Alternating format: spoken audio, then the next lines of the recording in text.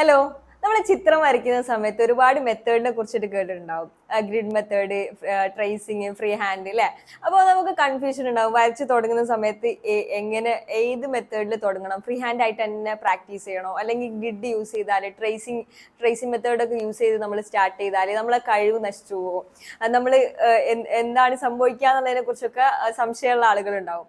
അപ്പോൾ ഞാൻ tracing മെത്തേഡിനെ കുറിച്ചിട്ടൊരു video ചെയ്തിരുന്നു. ഒരുപാട് തരത്തിലുള്ള വിമർശനങ്ങൾ വന്നിട്ടുണ്ടായിരുന്നു ആ വീഡിയോക്ക്. അപ്പൊ എനിക്കറിയാം അത് പോസ്റ്റ് ചെയ്യുന്ന സമയത്ത് തന്നെ ഇങ്ങനെ വിമർശനങ്ങൾ ഉണ്ടാവും എന്നൊക്കെ അറിഞ്ഞിട്ട് തന്നെയാണ് ചെയ്തത്. കാരണം അതിനെക്കുറിച്ച് അതുവരെ അതൊരു സീക്രട്ട് ആയിട്ട് വെക്കേണ്ട ഒരു സംഭവമായിട്ട് ആളുകളുടെ ഇടയിൽ വന്നിട്ടുള്ളൊരു സംഭവം, അതായത് ആർട്ടിസ്റ്റുകളുടെ ഇടയിൽ. പക്ഷെ ഞാൻ ഫസ്റ്റ് ഈ ലൈവ് ഫേസ് പോർട്രേറ്റ് ഒക്കെ സ്റ്റാർട്ട് ചെയ്യുന്നത് 2.5-3 വർഷം മുന്നാണ്. ദുബായ് ഗ്ലോബൽ വില്ലേജ് വെച്ചിട്ടായിരുന്നു. നമ്മൾ അതിന്റെ വീഡിയോ ഒക്കെ ചെയ്തിട്ടുണ്ട് ലൈവായിട്ട് വരയ്ക്കുന്നതിൻ്റെ ഒക്കെ. അപ്പൊ അവിടെ ഒരുപാട് ആർട്ടിസ്റ്റുകളെ ഞാൻ പരിചയപ്പെട്ടിട്ടുണ്ടായിരുന്നു. അവരൊക്കെ 40-45 വർഷങ്ങളായിട്ട് ഈ ഒരു ഫീൽഡിൽ എക്സ്പീരിയൻസ് ഉള്ള ആളുകളാണ്. അപ്പൊ അവരൊക്കെ ചെയ്യുന്ന ഒരു മെത്തേഡ് തന്നെയാണ് ഈ ഒരു ട്രേസിങ് മെത്തേഡ്. പക്ഷെ അത് എപ്പം ചെയ്യണം എന്നുള്ളതിലാണ് നമ്മളെ കാര്യം ഇരിക്കുന്നത്. അപ്പോൾ നമ്മൾ ഒരു കാര്യത്തിൽ ഒരു സേഫ് സോണിൽ നിന്ന് കഴിഞ്ഞാൽ നമുക്ക് വളർച്ച ഉണ്ടാവില്ല. അപ്പോൾ ആ രീതിയിൽ കണ്ടു കഴിഞ്ഞാൽ ട്രേസിങ് മെത്തേഡിൽ നിങ്ങൾക്ക് നന്നായിട്ട് പെർഫെക്റ്റ് ആയിട്ട് വരയ്ക്കാൻ പറ്റുന്നുണ്ട്. അത് കൂടുതൽ സാറ്റിസ്ഫാക്ഷൻ കിട്ടുന്ന ഒരു സംഭവമൊന്നുമല്ല. നമ്മൾ കൂടുതൽ വർക്കിലോടൊക്കെ ഉണ്ടാവുന്ന സമയത്ത് മാത്രം യൂസ് ചെയ്യുന്ന ഒരു സംഭവമാണ്. അപ്പൊ ആ രീതിയിൽ മാത്രം ഞാൻ ഇതിനെ പരിചയപ്പെടുത്തിയത്. അപ്പൊ ആളുകൾ തെറ്റിദ്ധരിച്ച് അങ്ങനെയൊക്കെ പറഞ്ഞതായിരിക്കാം. അപ്പൊ നിങ്ങൾക്ക് എന്തായാലും ഈ ഒരു വീഡിയോ കഴിഞ്ഞതിന് ശേഷം നിങ്ങളുടെ അഭിപ്രായങ്ങൾ കമന്റ് ചെയ്യാം. ഓക്കെ. അപ്പോൾ പറഞ്ഞു വരുന്നത്, നമ്മളൊരു ഗ്രിഡ് മെത്തേഡ് യൂസ് ചെയ്താലും ഫ്രീ ഹാൻഡ് എന്ന് പറഞ്ഞാൽ ഒരുപാട് എക്സ്പീരിയൻസ് നമ്മളായിട്ട് നന്നായിട്ട് പ്രാക്ടീസ് ചെയ്ത് നേടിയെടുക്കേണ്ട ഒരു സംഭവമാണ്. ഓക്കെ. അതുപോലെ തന്നെ ട്രേസ് ചെയ്യുക, ഗ്രിഡ് യൂസ് ചെയ്യുക, ഇതൊക്കെ എപ്പോൾ യൂസ് ചെയ്യണം എന്നുള്ളതാണ് നമ്മൾ മനസ്സിലാക്കേണ്ടത്. ഇപ്പോൾ ഗ്രിഡൊക്കെ കൂടുതലും യൂസ് ചെയ്യാൻ പറ്റുന്നതെന്ന് പറഞ്ഞു കഴിഞ്ഞാൽ വാളിൽ ചെയ്യുമ്പോൾ നമുക്ക് കണ്ണുകൊണ്ടാണ് നോക്കിക്കഴിഞ്ഞാൽ പിടുത്തം കിട്ടാത്ത അത്രയും സൈസിലേക്ക് ആ ഒരു ക്യാൻവാസ് അല്ലെങ്കിൽ വാളിലൊക്കെ ചെയ്യുമ്പോൾ സമയത്താണ് അങ്ങനെ വരുന്നത്. ആ ഒരു സമയത്ത് നമ്മൾ ഗ്രിഡ് യൂസ് ചെയ്യുമ്പോൾ നമുക്ക് കൂടുതൽ യൂസ്ഫുൾ ആവും. സമയം ലാഭിക്കാൻ പറ്റും, കൂടുതൽ പെർഫെക്റ്റ് ആയിട്ട് ആ ഒരു ചിത്രത്തിനെ മാറ്റാൻ പറ്റും.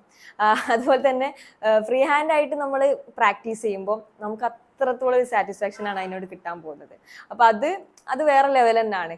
നമ്മൾ ലൈവൊക്കെ വരയ്ക്കുന്ന സമയത്ത് നമ്മൾ എക്സ്പീരിയൻസ് ചെയ്യുന്നതാണ്. ഓക്കെ. അപ്പോൾ അങ്ങനെ ചെയ്യുമ്പോഴാണ് വളർച്ച ഉണ്ടാവുക. ഓക്കെ.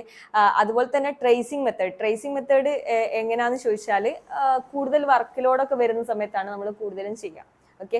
അപ്പൊ അത് മാത്രമായിട്ട് നമ്മൾ ഒതുങ്ങി കൂടുക എന്ന് പറഞ്ഞു കഴിഞ്ഞാൽ ഒരു ആർട്ടിസ്റ്റ് സംബന്ധിച്ചിടത്തോളം അങ്ങനെ പറ്റൂല. ഓക്കെ.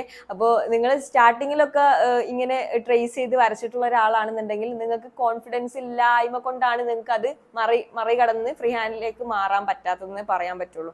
കാരണം നമ്മളൊരു സേഫ് സോണിൽ നിന്ന് കഴിഞ്ഞാൽ നമുക്ക് ഒരിക്കലും വളർച്ച ഉണ്ടാവില്ല. ഈ ഒരു കാര്യത്തിന് നല്ല എന്തൊരു കാര്യത്തിനാണെങ്കിലും അങ്ങനെ തന്നെയാണ്. നിങ്ങൾ ചിന്തിച്ചു നോക്കുക. ഓക്കെ. അപ്പം ഈ മെത്തേഡൊക്കെ നമ്മൾ വിമർശിക്കുമ്പോൾ അതിന്റെ നല്ല വശം മാത്രം നമ്മൾ എടുത്താൽ മതി. എല്ലാവരും ചെയ്യുന്നതാണ്. അപ്പൊ ഇതിപ്പോ ഒരു വീഡിയോയിൽ കാണിച്ചപ്പോൾ എല്ലാവർക്കും പ്രശ്നം വന്നതേ ഉള്ളൂ. ഇതൊക്കെ ഈ വീഡിയോന്റെ പുറകിൽ എല്ലാവരും ചെയ്യുന്നതാണ്. അങ്ങനെ മറച്ചു വെച്ച് ചെയ്യേണ്ട ഒരു സംഭവമൊന്നുമല്ല. അതൊക്കെ നോർമലി ഇപ്പൊ നിങ്ങൾ ഓരോ കമ്പനികളിലൊക്കെ ഇതുപോലെ വർക്കൊക്കെ പോകുന്ന സമയത്തൊക്കെ അവരൊക്കെ ചെയ്യുന്ന സംഭവം തന്നെയാണിത്. ഓക്കെ. അപ്പോൾ അത് മനസ്സിലാക്കുക.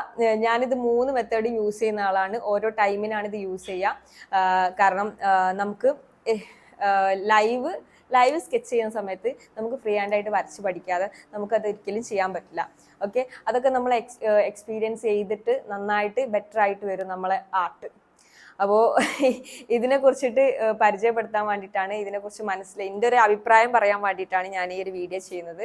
അപ്പോൾ നിങ്ങൾ അഭിപ്രായങ്ങൾ കമൻറ്റ് ചെയ്യുക. ഒരുപാട് വിമർശനങ്ങൾ ആ ഒരു വീഡിയോക്ക് വന്നിരുന്നു. അതുകൊണ്ടാണ് ഇങ്ങനെ ഒരു വീഡിയോ ചെയ്യാനുള്ളൊരു റീസൺ. ഓക്കെ. അപ്പോൾ പുതുതായിട്ട് വരച്ചു തുടങ്ങുമ്പോൾ നിങ്ങൾക്ക് ഏറ്റവും നല്ലതെന്ന് പറഞ്ഞു കഴിഞ്ഞാൽ ഇങ്ങനെ ഫ്രീ ഹാൻഡ് ആയിട്ട് വരച്ച് സ്റ്റാർട്ട് ചെയ്യുന്നത് തന്നെ. എന്ന് വെച്ചിട്ട് ഗ്രിഡ് യൂസ് ചെയ്തു, ട്രേസിങ് യൂസ് ചെയ്ത് നിങ്ങൾ തുടങ്ങിയെന്ന് വിചാരിച്ചാൽ നിങ്ങൾ കഴിവ് നശിക്കാനൊന്നും പോകുന്നില്ല. നിങ്ങൾക്ക് അപ്പോഴും ഫ്രീ ഹാൻഡിലേക്ക് മാറാനുള്ളൊരു സ്പേസ് അവിടെ ഉണ്ട്. അപ്പോൾ സേഫ് സോണിൽ നിൽക്കാതെ നമുക്ക് എക്സ്പ്ലോർ ചെയ്യാം. അതാണ് എനിക്ക് പറയാനുള്ളത്. ഓക്കെ. അപ്പം നെക്സ്റ്റ് വീഡിയോയിൽ കാണാം. Good bye.